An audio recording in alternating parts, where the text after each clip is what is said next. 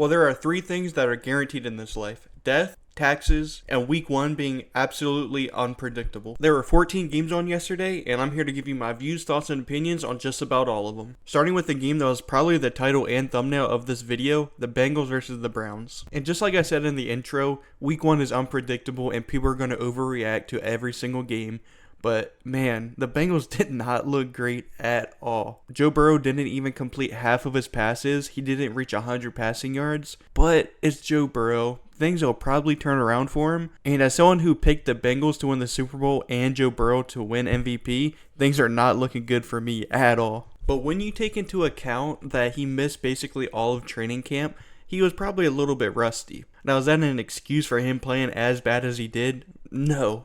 Because he probably, along with probably Daniel Jones, had the worst quarterback performance of week 1 so far. We still got the Jets and Bills games to look forward to. And Deshaun Watson didn't look too great either. He looked better than Joe Burrow, but he had a terrible interception. He threw it right to the Bengals defender, and I'm pretty sure it was Dax Hill if I'm not mistaken. But it was just a terrible throw. I have no idea who he was looking for, because on the TV broadcast, there wasn't even a Browns player in the screen, I don't think. So Deshaun Watson kind of picks up right where he left off last season, as looking like a shell of himself from his Texans days. And for all the Browns fans out there, I hope Deshaun Watson kind of at least turns back the clock a little bit to his Texans days, because you guys are paying him like he's a top 3 quarterback in the league. So this is my last thoughts on that game. Are the Bengals going to end up going 0-17? Absolutely not. Joe Burrow is going to figure it out. T. Higgins isn't going to get 8 targets without a single catch. And Jamar Chase is going to have more than 39 yards a game. And this just goes to show that week 1 is completely unpredictable. Crazy things happen.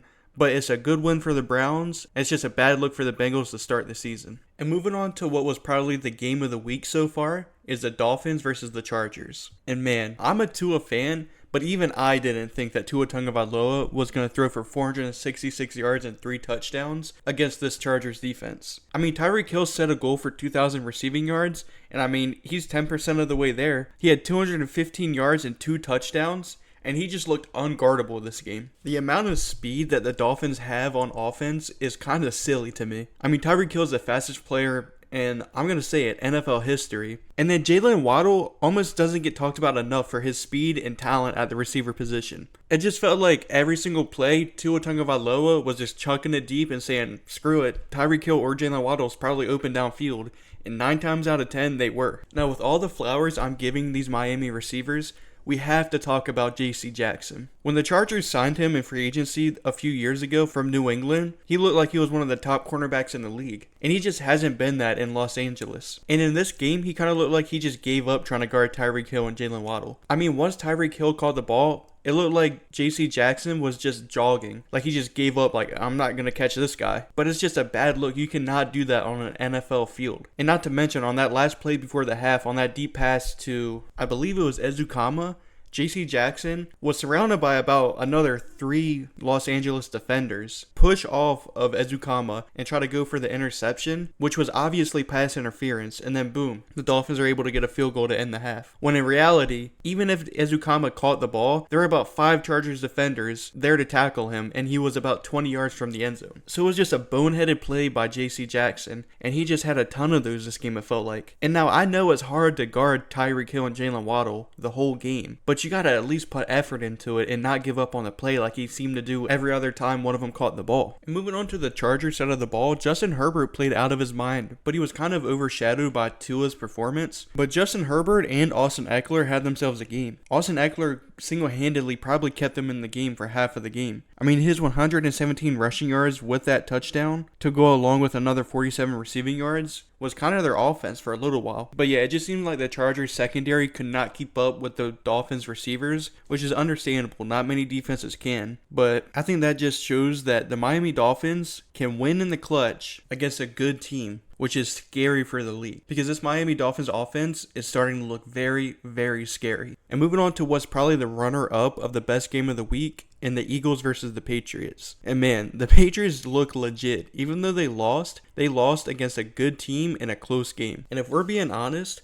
if a few things went New England's way, we're probably talking about them beating one of the Super Bowl favorites in the Philadelphia Eagles. I mean, they got off to a really bad start when Mac Jones threw that pick six, which kind of wasn't even his fault. And then right after that, they had that fumble that was also recovered by the Eagles. And then they had a short field and scored with a Jalen Hurts touchdown to Devontae Smith. So right off the rip, they're already down 16-0 because Jake Elliott missed the PAT. And the Eagles offense struggled against the Patriots defense, especially in the first half. And once the Patriots went down 16-0, there were, I think, back-to-back punts by each team. But then the Patriots finally started turning it on, and Mac Jones threw a touchdown to Hunter Henry to bring the score to 16-7. Then they forced the Eagles into a 3-and-out, scored another touchdown to bring it to 14-16, which brought it to halftime. And then in the second half, the teams were evenly matched, and if it wasn't for Kayshon Boutte's inability to tap his toes in the sideline, the Patriots were set up to win the game. And on that fourth down play, if it was any other receiver really, they would have gotten that conversion, because almost all receivers in the NFL are capable of tapping their toes with that much room on the sideline. And it wasn't Kayshon Boutte's first time. I'm pretty sure he had another play just like that earlier in the game, which he should have got his toes down, but he didn't. So it's not a good start to Kayshon Boutte's career in New England, and it kind of ended what could have been the game of the week. Then we had two teams who were towards the bottom of my power rankings,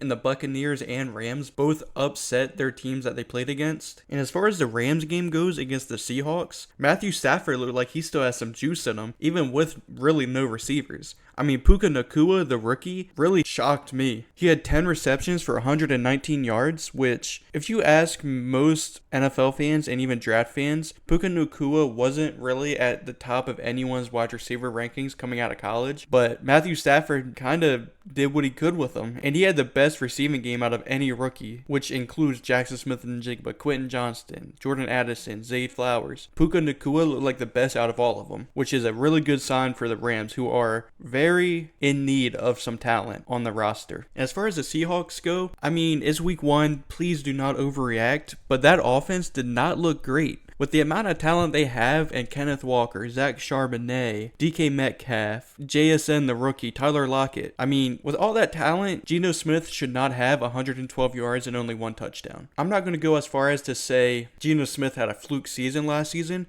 but he didn't necessarily look the same as he did last season. Now, it's week one, please do not overreact. Kenneth Walker also struggled a bit. I mean, he had 5.3 yards per carry, but it just seemed like he couldn't get anything really going. Zach Charbonnet had only 3 carries, which I thought he would be a little bit more involved, but he's a rookie. They're probably trying to ease him in. I mean, they have a really good running back ahead of him and Kenneth Walker. And then the Seahawks defense, I kind of like, but besides Bobby Wagner, none of them really impressed. I mean, they couldn't really get any pressure on Matthew Stafford, which is surprising. And the two cornerbacks in Tariq Woolen and Devin Witherspoon looked like they just could not guard Puka Nacua, which at the time seemed probably like an easy task. I mean, they didn't have Cooper Kupp. So once Cooper Kupp comes back, him and Puka Nacua could be a pretty dynamic wide receiver duo with Matthew Stafford throwing them the ball. So that's something to look forward to for sure. And the other surprising upset was the Buccaneers versus the Vikings. And I'm known to be a Baker Mayfield hater, quote unquote, but he looked pretty solid. I mean, he had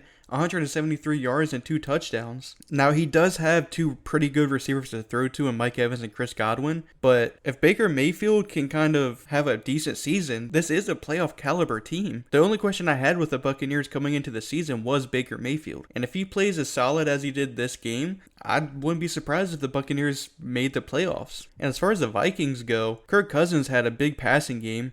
He had an interception in the red zone, which isn't great to see, but Alexander Mattison does not look like he's going to be able to be a running back 1 in the future. And aside from Justin Jefferson, Jordan Addison looked good. He did get his first career touchdown, but Justin Jefferson definitely carried the wide receiver core, which it's Justin Jefferson. He's going to do that. But the offense kind of looked a little flat besides Justin Jefferson and that one Jordan Addison play. And as far as the defense goes, they don't have a good defense on paper, and they kind of showed that they're not the best defense in this game. But Danielle Hunter looked good, and that's about it. I mean, the secondary's not the best, so I'm not expecting much from it.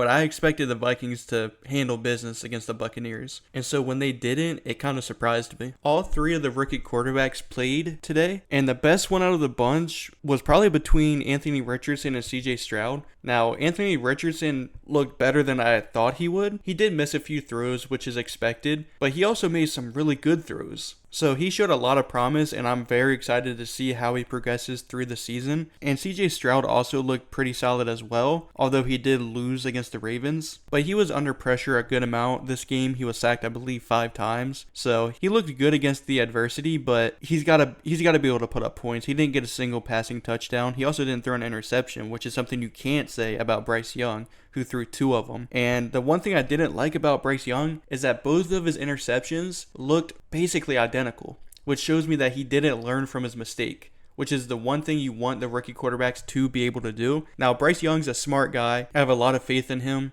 to be able to bounce back from it. But besides from those 2 passing interceptions, he looked solid. I mean, he looked like Bryce Young. But those 2 interceptions that were basically the same exact play kind of scares me. So I'm interested to see what he does next week. And I still have faith that he'll be the best quarterback out of the bunch. But he definitely had the worst performance of the week 1 games. And since we're on the topic of the Panthers game, the Falcons looked confusing, to say the least. I mean, Desmond Reagor looked very bad in my opinion. I mean, his first completion was to himself. And I believe at one point his stat line was like 3 for 3 for negative 15 yards or something like that. Something crazy like that. But Bijan Robinson and Tyler Algier looked amazing.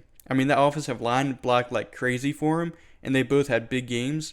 And Bijan Robinson, if you want to see a great highlight play of week 1, look up that Bijan Robinson play. I mean, it looked like something out of Madden. That juke move he put on that defender looked like a Madden animation, which is just funny to me. But the Falcons look like they have a really good running back duo, but I don't think Desmond Ridder's it. This is week 1, so I'm trying not to overreact, but Desmond Reagor does not look like the future franchise quarterback of the Atlanta Falcons. Moving on, the San Francisco 49ers kind of look like the best team in the league so far. I mean, Brock Purdy picked up right where he left off last season, and the Steelers did not look like the team that they looked like in the preseason. I mean, Kenny Pickett looked amazing in the preseason, but he didn't look too great this game. Granted, it was against the 49ers, who just have a great team in general, but it does cause reason to worry in Pittsburgh, but I want to see them against a team more of their caliber before I kind of call them a not so great team. The Arizona Cardinals almost upset the Washington Commanders, but they fell a little bit short. And for the Commanders fans out there, they didn't look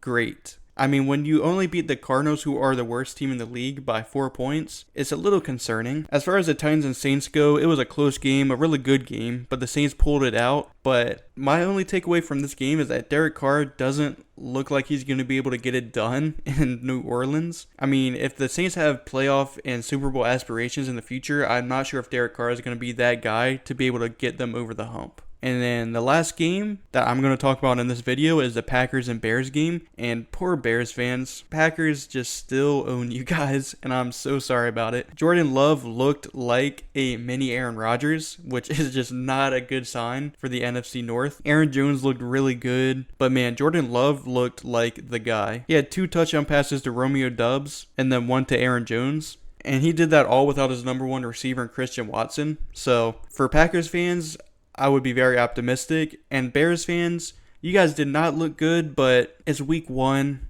Learn from it and see how you progress throughout the season. But as far as this week 1 game goes, the addition of DJ Moore did not look like it helped Justin Fields very much. But granted, DJ Moore was going up against one of the best cornerbacks in the league in Jair Alexander. So just don't overreact, Bears fans. You looked bad this game, and it sucks that you weren't able to beat the Packers even without Aaron Rodgers. But I would also be optimistic, Bears fans. Don't overreact too much. And then the last game that I'm not going to talk about in this video is the Giants versus the Cowboys. That's going to get their own separate video because I'm a Giants fan and I need to rant.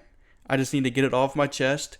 So if you want to see my reaction to the Giants versus Cowboys blowout, stay tuned. It'll be out later today. And so yeah, that's going to do it. If you like the video, please give it a thumbs up. And if you like my channel, please consider subscribing. It really helps the channel out a lot. And as always, I'm the Draft Nerd, and thanks for watching.